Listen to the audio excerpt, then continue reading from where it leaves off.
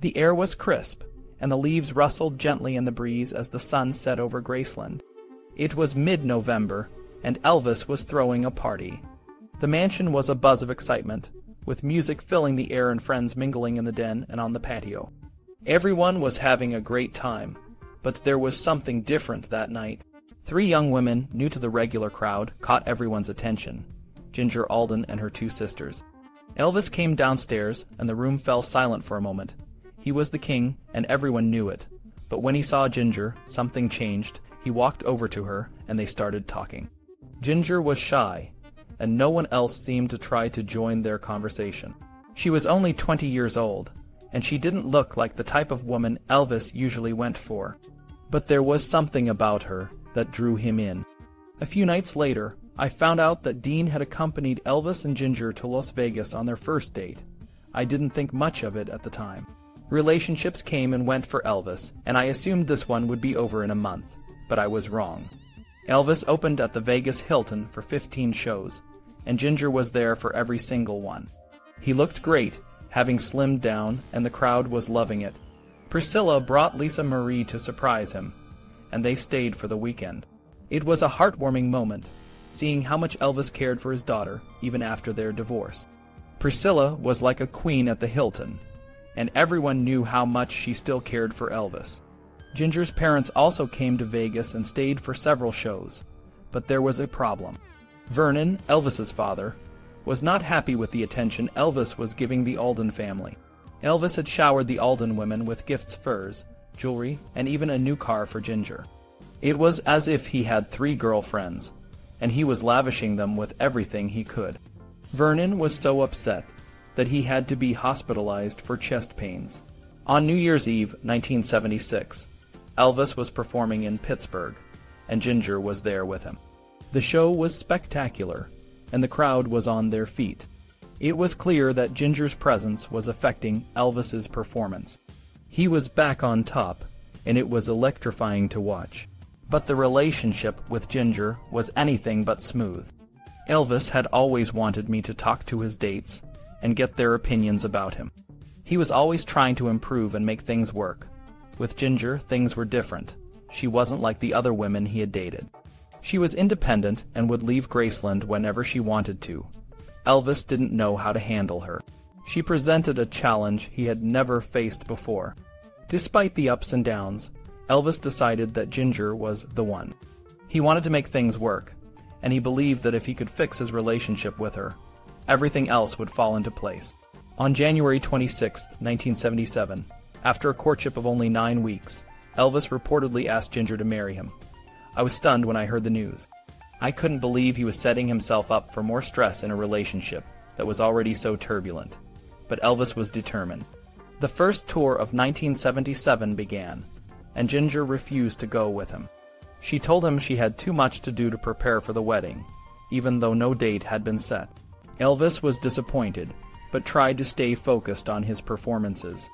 Critics noticed that he had lost weight, and that pleased us both. In February, things took a turn for the worse. Ginger would leave Graceland late at night, and be gone when Elvis woke up. He had his security watch her, and they followed her to see if she was dating someone else. Elvis was so insecure that it was heartbreaking to watch. Elvis decided to take Ginger to Hawaii for a romantic getaway, but when we arrived, the atmosphere was tense.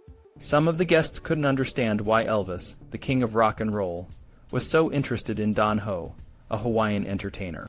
We spent our days on the beach, playing touch football, and exploring the island. Elvis put a lot of effort into making sure everyone had a good time. He even did his own shopping, picking out gifts for everyone. But the trip was cut short when Elvis received a call that Vernon was experiencing chest discomfort. We had to head back to Memphis. Elvis was worried, and so were we. The dream vacation was over, and the real problems were just beginning. Elvis left for Phoenix, Arizona, on March 22, 1977. He was dejected and non-conversational on the way to the airport. Ginger had other plans, and he was upset. The tour started the next night in Temp, and things went downhill quickly. RCA had planned to record 2 shows, but they ended up recording 6 and 8 nights. The pressure was intense, and tensions were high. Elvis and Felton Jarvis were exhausted, and the workload was overwhelming. Ginger joined the tour, but by the time she arrived, Elvis was too tired to do anything but argue. She would get bored in the hotel room and spend time in the gift shops. In Baton Rouge, Louisiana, Elvis was so upset that he wanted to cancel the rest of the tour and go back to Graceland. When he was told he couldn't do that, he took matters into his own hands. He ingested something and couldn't possibly go on stage. We called Tom Hewlett, the president of Concerts West, and he canceled the show. Hewlett told me to have Elvis fly back to Memphis and hospitalize him. Elvis's behavior was a cry for help, and it was clear that his relationship with Ginger was taking a toll on him. The hospital stay was a wake-up call, but it was just the beginning of a long and difficult journey. The tabloids seemed to have a knack for finding the juiciest details about Elvis's life. Steve Dunleavy, who had written the Bodyguard's tell-all book, Elvis, What Happened, was a writer for the Star. The paper had given his inside information a big push, featuring it on the cover to promote his book. It looked like the National Enquirer had its eyes and ears on Elvis, both on tour and at Graceland. This bothered Elvis a lot. He couldn't stand the idea of someone spying for the tabloids, and asked Dick Grobb to find out who the snitch was. Things were getting messy, and to make it worse, Vernon filed for divorce from D. Stanley Presley. It felt like everything was falling apart. Thankfully, Elvis had a couple of weeks to rest in Memphis before his next tour. But the tour started with a bang, or rather, a sweat. On May 20th in Knoxville, it was unseasonably hot, and the Stockley Athletic Center was packed with fans. Elvis came out to a warm welcome, but the heat was intense. He was sweating a lot and working extra hard to perform over a subpar sound system. I couldn't help but feel bad for him. He looked pale and tired in his heavy stage clothes. Just a few minutes into the show, things took a turn for the worse. As Elvis started giving away his scarves, some fans surged forward, collapsing the first few rows of chairs. A few people got hurt and had to be taken away. Elvis stepped back to catch his breath and drink some water. He joked with the crowd about how they were all sweating together and warned them that he'd be only 3 feet tall after the show. The audience loved his humor, and the rest of the night went smoothly. Backstage, Dean worked hard to get Elvis ready for his performances. He would wrap Elvis's fingers in band-aids to protect them from fans reaching up for a scarf, or just to touch him. Elvis's hands would swell so much that he had to buy large rings and adjust their size with band-aids. After getting him dressed in his heavy stage attire, Dean would help Elvis stretch and warm up to avoid injuries during his energetic performances. By the time we reached Binghamton, New York, 6 days later, Elvis was getting frustrated with Ginger. He didn't understand why she always wanted to bring her sisters on tour, or why she got homesick and wanted to go home. He kept saying he was going to break up with her, but he couldn't stay away. Finally, he let Ginger have her way.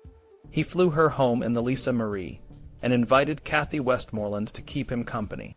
The band and crew were excited about the layover in Binghamton. We had 2 nights in one city, which gave us time to relax and play some softball and frisbee. Unfortunately, Elvis couldn't join us. Fans would often wait around the motel, hoping to catch a glimpse of him. Any time he tried to go outside, a crowd would gather, asking for autographs and photos, so he learned to stay inside. 2 nights later, before the show in Baltimore, Elvis wasn't feeling well. His stomach was bloated, and he was more uncomfortable than usual. The medical treatment we used to manage his intestinal problems wasn't working as it should. He was sweating profusely and trembling when he came off stage. He had to take a 30-minute break, and I could see the hurt in his eyes as he prepared to go back out to an impatient audience. During a makeup show in Macon, Georgia, Elvis's worst fear came true. He developed a catch in his throat and couldn't sing "How Great Thou Art" and hurt. He felt like he had let the audience down again. He was already feeling down, and then he found out that CBS would be taping his concerts in Omaha, Nebraska, and Rapid City, Iowa, for a TV special. He wondered how Colonel Parker expected him to get excited about taping in ordinary cities, especially with all the negative publicity from the Bodyguard's book. The concerts were shot in a straightforward style, and Elvis's performance was more contemplative. It was clear he wasn't feeling well, but it was also obvious he wasn't on drugs. The TV special didn't show the best of him. and it left audiences wondering what he was trying to convey.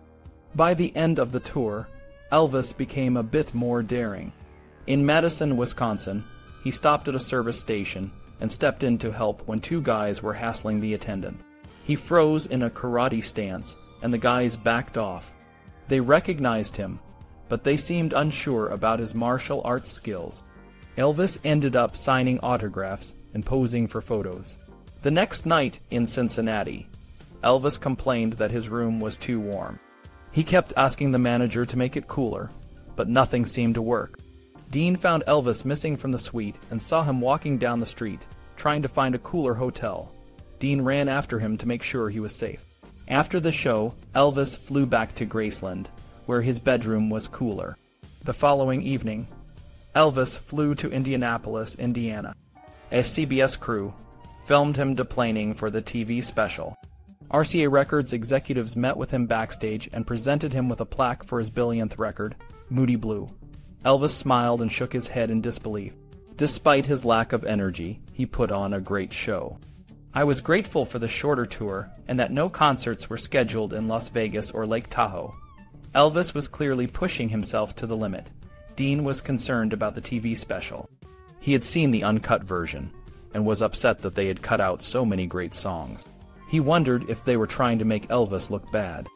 But Elvis was determined to do his best, even when he didn't feel his best. Tish Henley, who worked at the medical group, remembered how lonely Elvis could get. When she came home, he would often call her to come to the mansion because he was so lonesome. By the time she got there, his girlfriend would have gone out clubbing, leaving him alone. They would read together in the bathroom, with one of them sitting on the commode and the other in an uncomfortable chair. Tish said Elvis rarely complained, even though he was struggling. He was concerned about his weight and how it affected his performances. He always wanted to do his best for his fans, no matter how he felt. Even though the Bodyguards book had been released, Elvis remained optimistic about his upcoming tour. He told Tish, Dean, and me that the tour starting in Portland, Maine, on August 17, 1977, would be the best one yet. I knew he believed it. Elvis had a way of reinventing himself, and I always wondered what he had planned for the tour that never happened.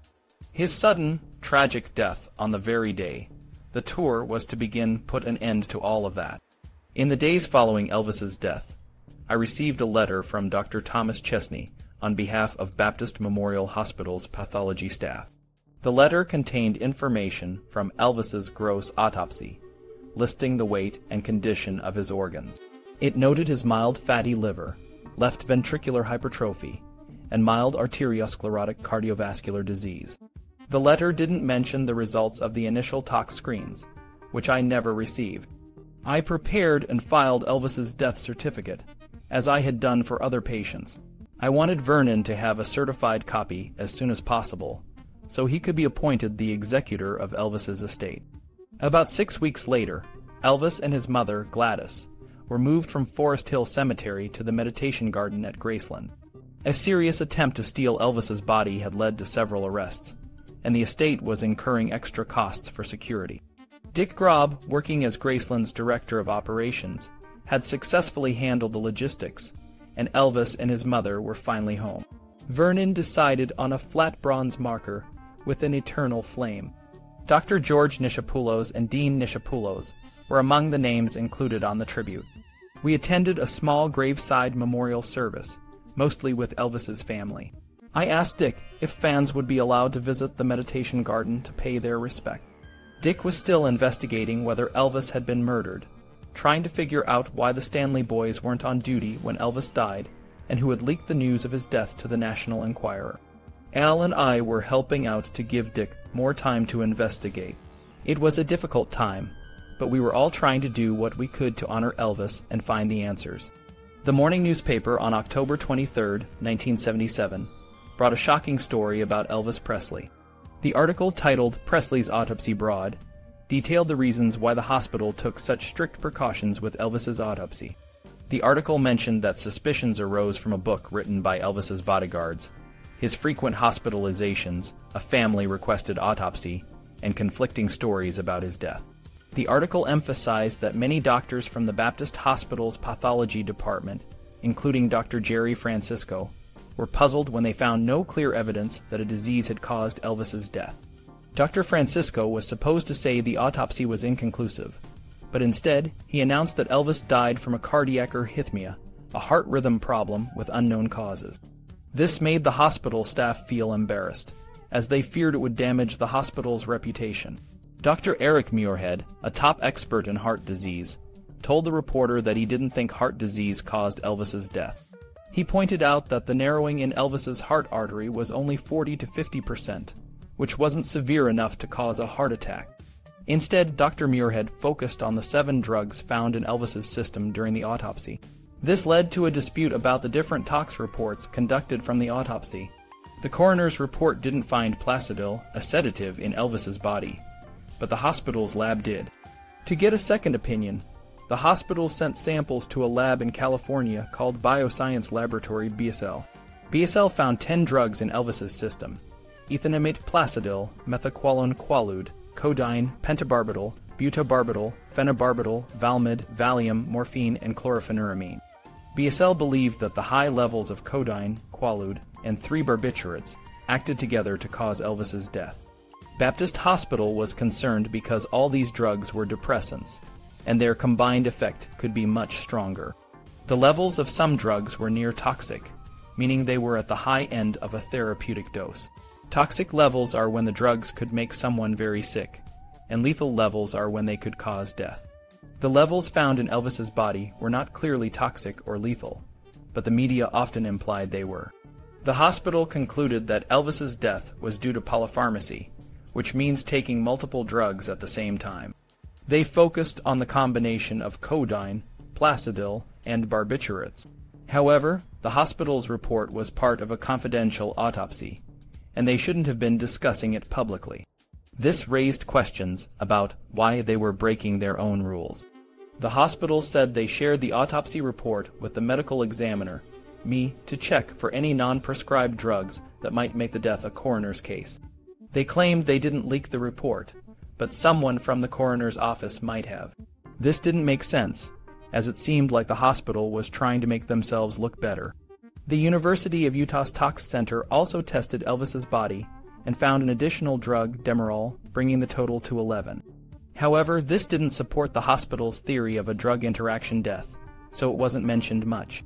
The doctors involved in the autopsy wanted to do the best job possible to avoid criticism, given that Elvis was a famous person. But it was strange that the only criticism came from the Baptist Hospital. They seemed to be breaking their own rules about confidentiality, which was confusing. I, as Elvis's attending physician, was not given copies of the tox screens, even though I was the one who pronounced him dead in the emergency room.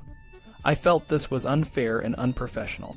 I later learned that Dr. Francisco, Dr. Muirhead, and Morris Elliott visited Elvis's father, Vernon, at Graceland.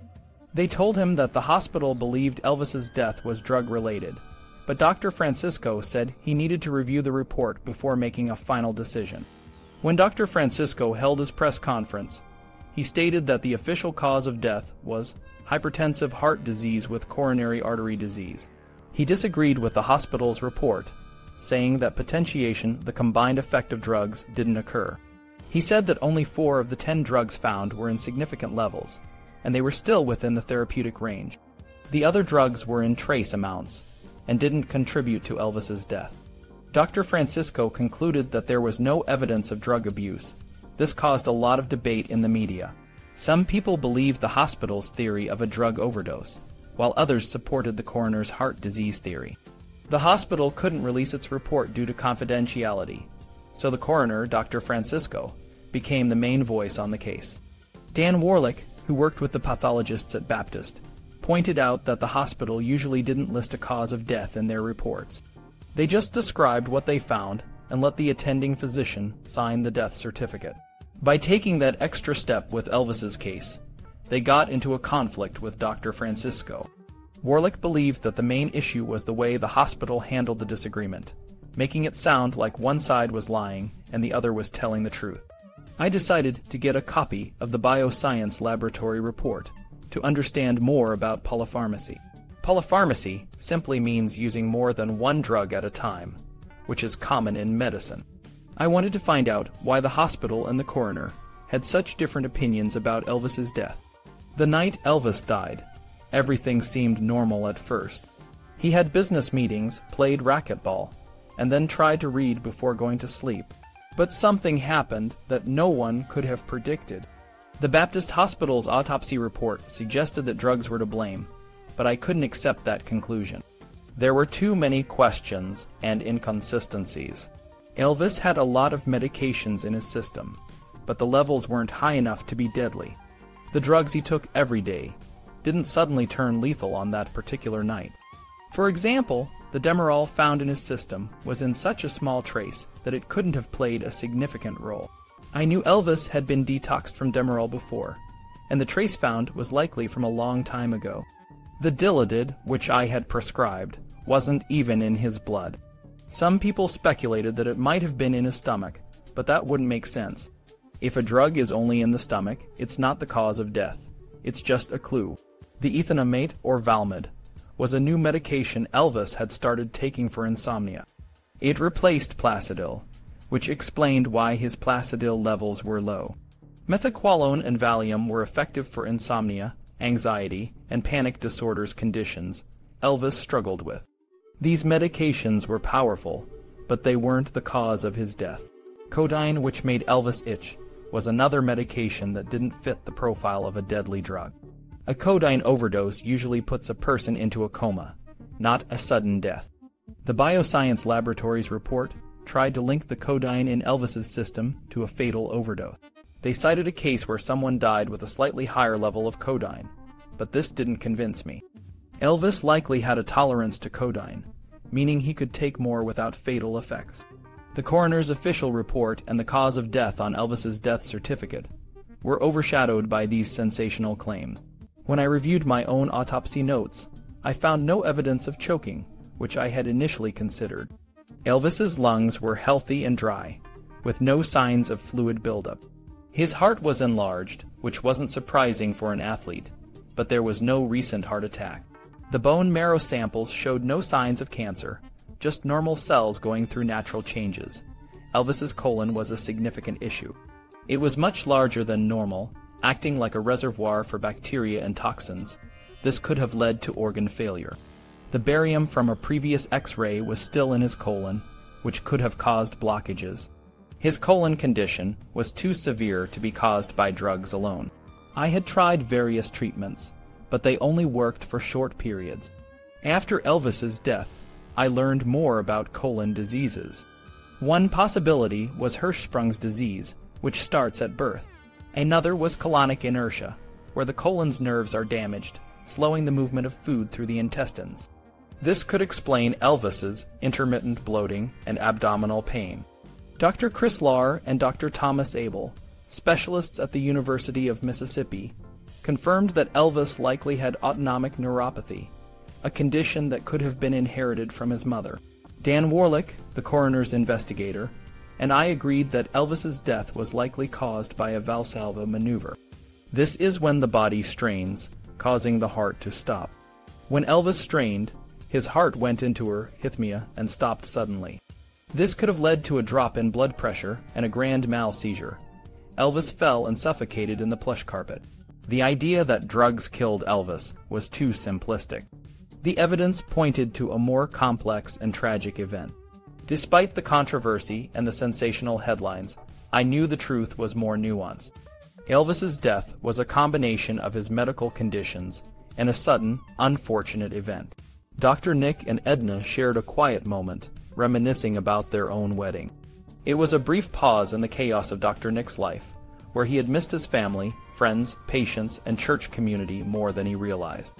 But his work with a celebrity patient was far from routine, and the drama kept him on his toes. Meanwhile, Dick Grob, a private investigator, was working on some mysteries surrounding Elvis's death.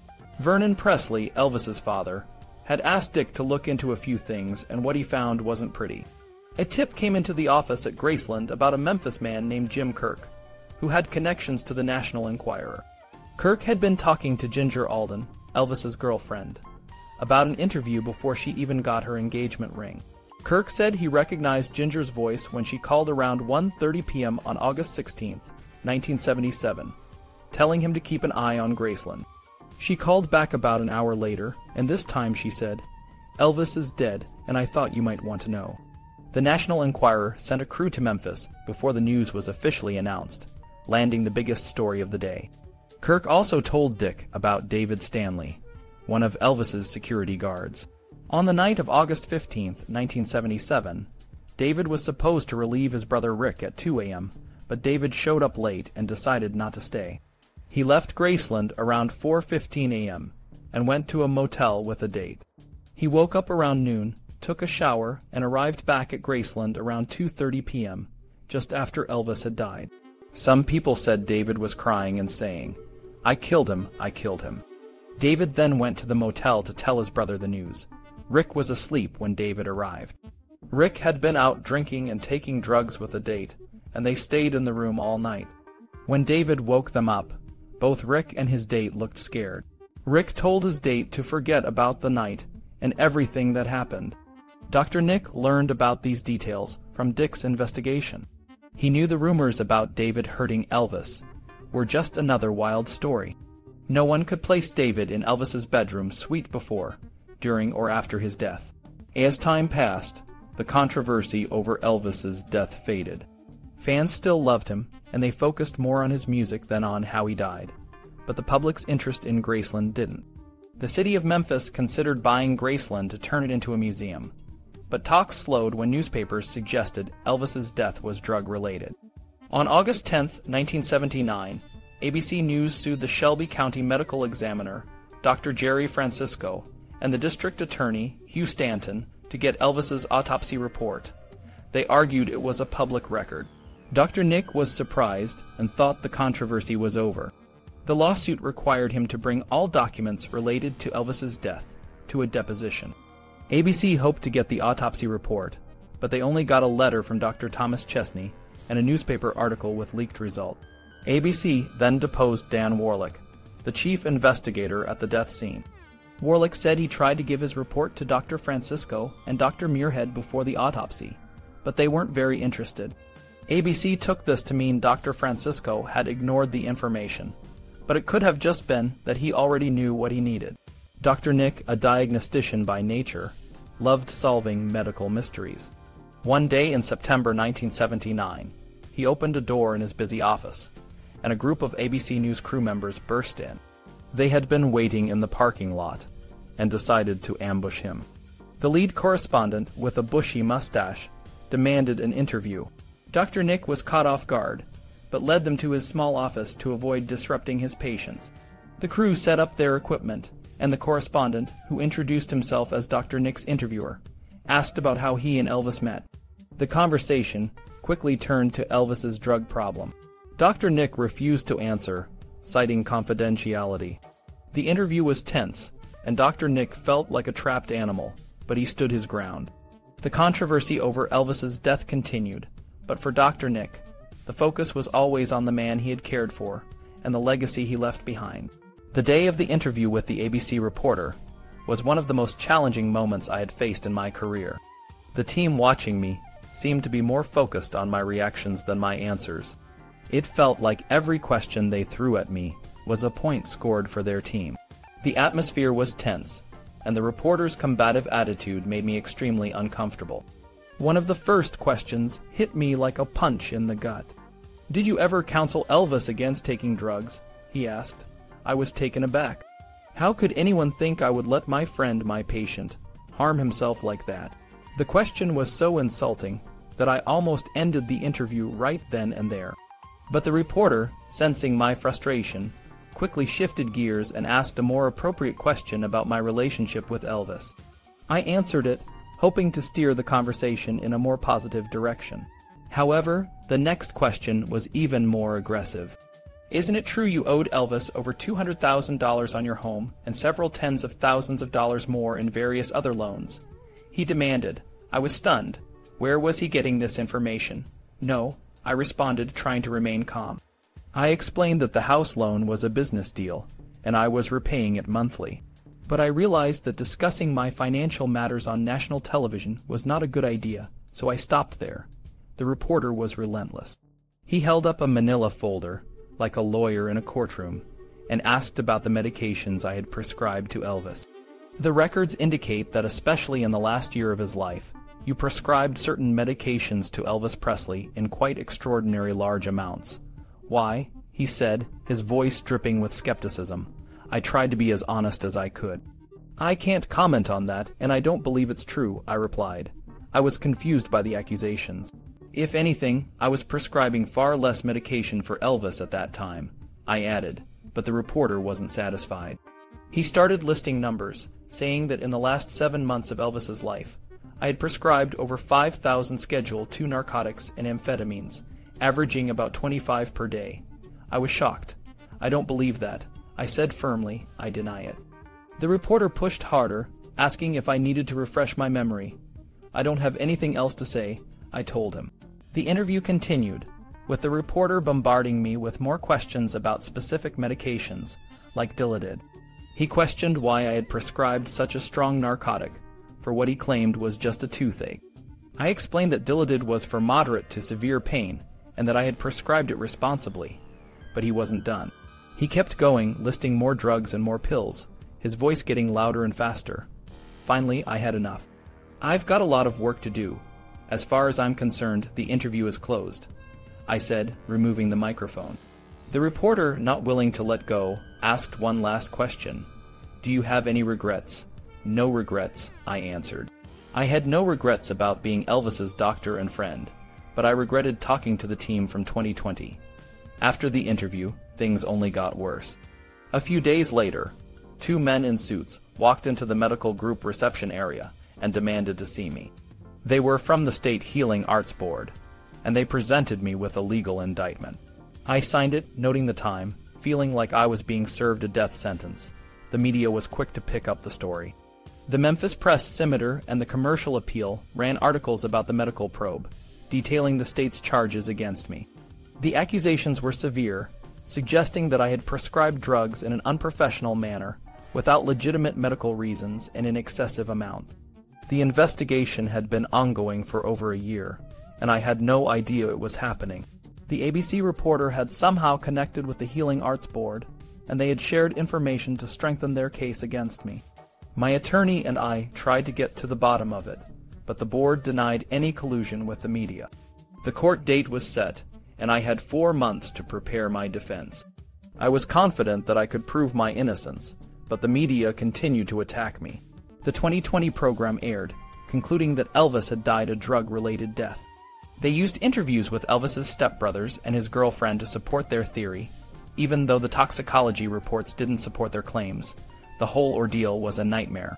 I felt betrayed by the media and the medical board, but I knew I had to fight for the truth. I had to clear my name and protect my reputation. The road ahead was long and difficult, but I was determined to see it through. The day after the 2020 special aired, the fallout hit like a tornado. The Commercial Appeal, the city's morning newspaper, blared a headline, "Nichopoulos practice review is ordered by Baptist Hospital." I couldn't believe it. Why was Baptist Hospital catering to a BCTV? Was I just getting paranoid? As I read the article, I grew angrier.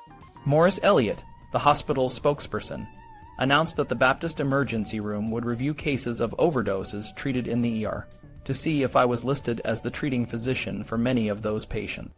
Elliott admitted that the State Board of Medical Examiners' charges against me had prompted this review. He even said that Baptist Memorial had never had a reason to review my treatment of patients before. But instead of calling me to prepare me for this news, they went straight to the media. It felt like a betrayal. The same day, another headline in the Commercial Appeal read, "Nichopoulos target of criminal inquiry in death of Elvis." ABC had claimed at the end of the Elvis cover-up that they had lit a bonfire under District Attorney General Hugh Stanton Jr. The DA office said they were now investigating whether I might be criminally liable for Elvis's death. Stanton had previously ruled out a homicide investigation because of conflicting medical opinions in the autopsy reports. Now, thanks to 2020, he was exploring the drug angle. Jewett Miller, an executive assistant attorney general, said their office began investigating my case after the medical board of examiners, who had indicted me, notified them that my case might involve criminal elements. Miller admitted, "What we read in the newspapers produces smoke in sufficient quantity that we are going to take a look at it. We're looking into those allegations that in addition to being civilly responsible, as charged by the State Board of Medical Examiners, I might be criminally responsible." The decision to investigate was made on September 13, 1979, the same day the Commercial Appeal published an article promoting the Elvis cover-up. It was just hours before the program aired, and it was announced on the show. I was sick. Not only was Elvis's legacy being tarnished, but my career and livelihood were on the line. No one had proven that drugs killed Elvis. Until they did, why were they filing criminal charges against me? The cart was before the horse. The collusion between ABC and the DA office didn't stop there. Years later, I learned from ABC producer Charles Thompson's book, The Death of Elvis, what really happened, that investigators from the DA office had contacted ABC list of Elvis insiders and interviewed them. They shared their findings with ABC for their next Elvis story. It was a perfect example of how a media network could use the power of a government agency to build a case against someone. My attorneys and I saw it as a clever strategy. ABC had convinced the State Board to join forces with them to build a case against me, codenamed Operation Nick. They needed a paper trail to connect the drugs to the doctor. They were determined to prove killed Elvis. They needed to show motive and opportunity. And they needed to solidify the means by which the crime was committed. ABC had the state using its resources to engineer their witch hunt, and they were funding much of the labor. The small crew that had verbally attacked me in my office, under the guise of an interview, had turned their crusade for television ratings into a pursuit of a story disguised as a quest for truth. They had used the Healing Arts Board, the Medical Board of Examiners, and the DA office to tighten the noose around my neck, one step at a time. It felt like I was being set up, and there was no way out. The courtroom was packed, with media from all over the country swarming in to witness what became known as the world's most famous medical board hearing. I walked in flanked by my lawyers, John Tommyson and Ken Masterson, feeling the weight of the world on my shoulders.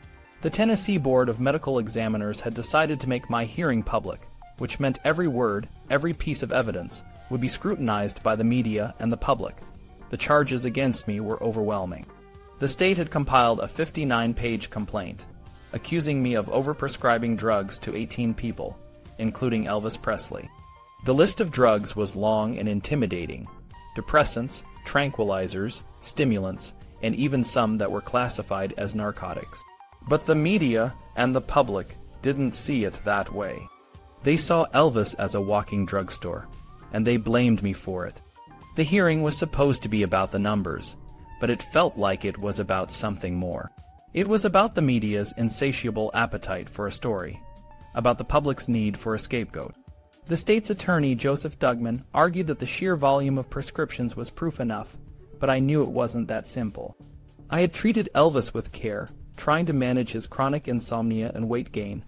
I had tried to help him, not harm him. The media kept pushing for the autopsy report, hoping to find the smoking gun that would prove their story. But the report was locked away in a safety deposit box, and even if it had been released, it wouldn't have changed the fact that I had done my best for my patients. The hearing dragged on, with each day bringing new accusations and new pressure. My lawyers worked tirelessly to defend me, to show that I had followed all the guidelines and that my patients, including Elvis, had received the best care possible. They argued that the standards for prescribing drugs were constantly changing, and that I had made every effort to comply with them. The most personal and painful part of the hearing was the charge that I had overprescribed drugs to my daughter, Chrissy, and myself. It was a difficult thing to hear, but my lawyers managed to get those charges dropped before the board could debate them. They showed that there were no written guidelines at the time saying that doctors shouldn't treat family members or themselves, and that I had only done what was necessary for their health. Despite the negative publicity and the hostile environment, I tried to focus on my family and my patients. I didn't want their lives to be ruined because of the media frenzy. I wanted to continue giving them the best care I could, even as my own world was falling apart. When it was all over, the board had to make a decision. They had to weigh the evidence, the testimony, and the media pressure. I had done everything I could to prove my innocence, to show that I had acted with the best intentions. The outcome was uncertain, but I had to believe that the truth would prevail. As I left the courtroom that day, I felt a mix of relief and exhaustion. The hearing was just one chapter in a long and difficult story. But I knew that no matter what happened, I had to keep fighting for what was right, for Elvis, for my patients, and for myself.